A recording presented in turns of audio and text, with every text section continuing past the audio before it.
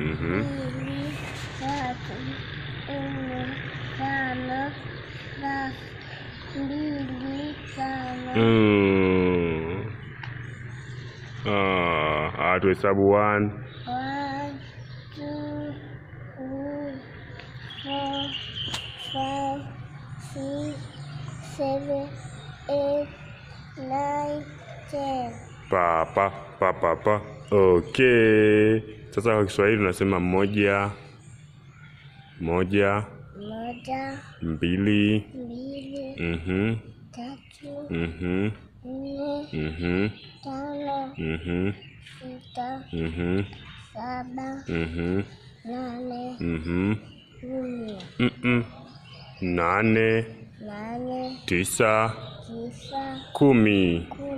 Pa. Okay.